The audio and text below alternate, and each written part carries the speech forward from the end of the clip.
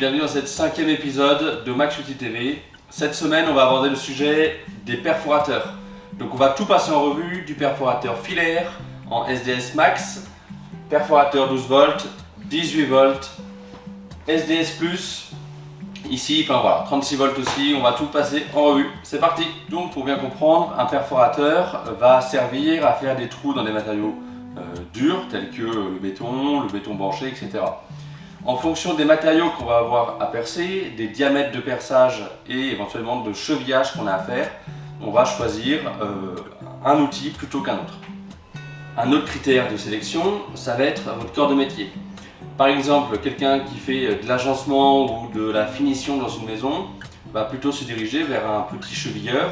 Quelqu'un qui est dans les corps de métier de la maçonnerie ou du gros œuvre va choisir un perforateur soit en 36 volts pour être en autonomie, du SDS Max pour tout ce qui est gros perçage ou du SDS Plus filaire pour du perçage courant. Il existe deux types d'embranchements, le SDS Plus et le SDS Max. Le SDS Plus ne pourra servir que sur des machines de type SDS Plus dont le dimensionnement intérieur de la machine est prévu pour supporter ce genre d'utilisation. Le SDS Max, on peut trouver des adaptateurs pour passer sur les machines SDS Max du SDS Plus. Mais c'est utilisé pour des grosses machines lourdes, vraiment pour le gros œuvre. Un autre aspect à prendre en compte, ça va être l'utilisation éventuellement du mode burinage. Alors le mode burinage, c'est tout simplement l'utilisation d'un burin pour décoller la faïence, pour casser un bloc de béton. Donc ça, il faut que le perforateur utilise sa frappe, mais sans la rotation. Par exemple, celui-ci, vous voyez qu'on a le mode rotation, on a le mode rotation avec frappe, mais on n'a pas le mode burinage. Le mode burinage, il se trouve là, on a juste le petit marteau en général, et donc c'est spécifique à certains perforateurs, ils n'en sont pas tous équipés. En fonction du métier que vous exercez, que vous soyez plombier, électricien, agenceur, poseur de cuisine ou poseur de menuiserie par exemple, vous n'avez pas besoin des mêmes outils. C'est-à-dire que quelqu'un qui va faire du perçage gros diamètre ou grande longueur, par exemple un électricien qui a besoin de passer un câble à travers un mur, et on va plus se diriger sur ce type de produit qui est en 18 volts, qui a des performances plutôt élevées. Par exemple, quelqu'un qui fait de la pose de menuiserie, il va juste avoir du chevillage à faire, c'est-à-dire qu'il va venir faire un petit trou de 10 mm ou de 12 mm, et du coup, un petit perforateur comme celui-ci, qui est très maniable à une main, c'est largement suffisant.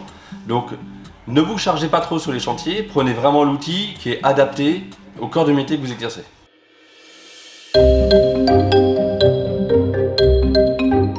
Alors, il existe deux critères pour déterminer le perforateur filaire dont vous avez besoin.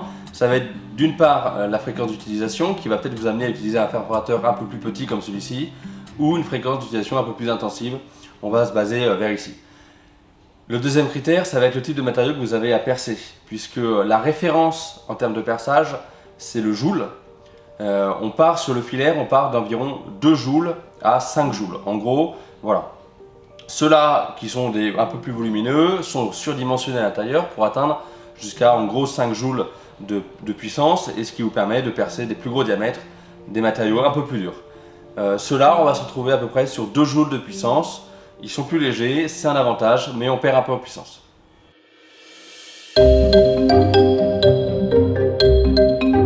Ensuite, on va atteindre la gamme des SDS Max, c'est des perforateurs vraiment pour l'usage intensif, des gros perçages.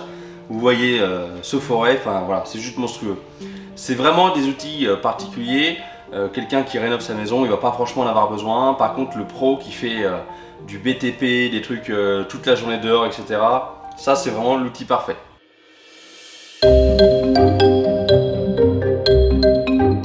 Allez, on passe maintenant aux 18 volts. Donc les 18 volts, ils sont ici jusque là.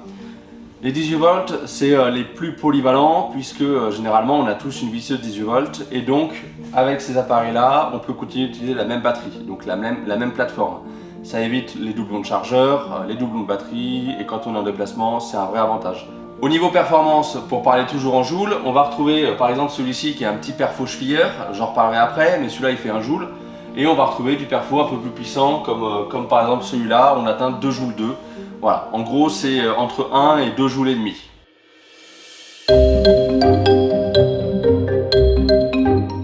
On passe maintenant au perforateur en 36 volts. Par exemple le Makita, le Smith & Bosch, il en existe bien entendu dans d'autres marques. Ce sont des perforateurs pour un usage un peu plus intensif. Ils sont également un peu plus puissants puisqu'on va de 2 à 3 joules. Mais voilà, on perd en maniabilité puisque forcément le poids va être accru.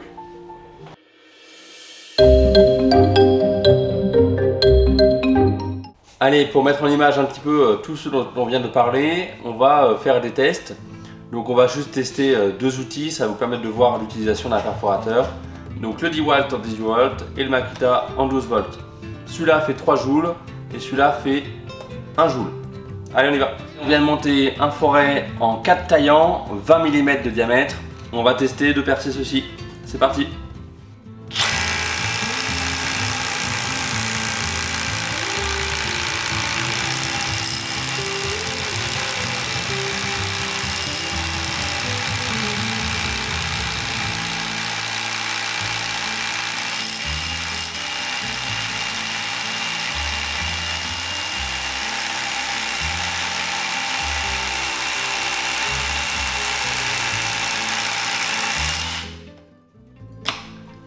Ce qu'il faut savoir avec le perforateur, c'est que ça ne sert à rien d'appuyer. Plus vous allez appuyer, moins il va percer. Il faut vraiment laisser l'outil. Il faut qu'il travaille de lui-même avec son propre poids. Donc ce petit perfo chevillère Makita, c'est l'idéal pour le chevillage. Donc généralement on fait en 8 et 10. Là j'ai monté une mèche de 12, ça va nous permettre de tester un peu ses performances. Allez, on y va.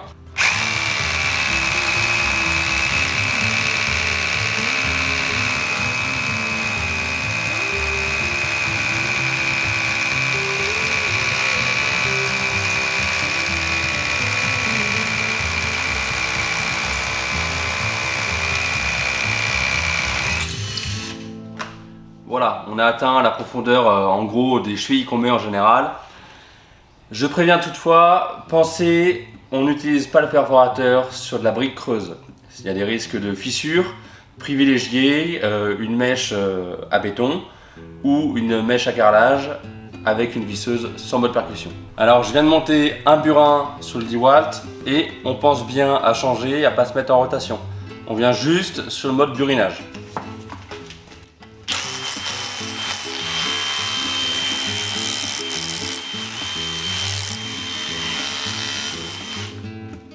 On pense bien le mode burinage, tant qu'on n'appuie pas il se passe rien. Vous voyez le burin il bouge pas, il faut vraiment...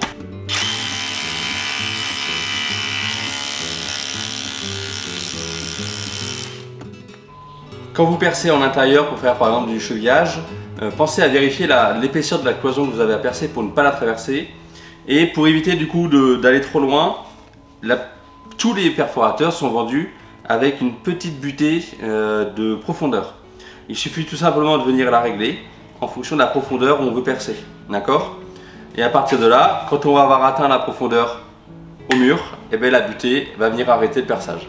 Alors pour toute question où si vous avez peur de vous tromper de modèle ou de catégorie de perforateur, n'hésitez pas à contacter le service client de Maxuti et pensez au code promo PERFOTV, je vous le mets ici.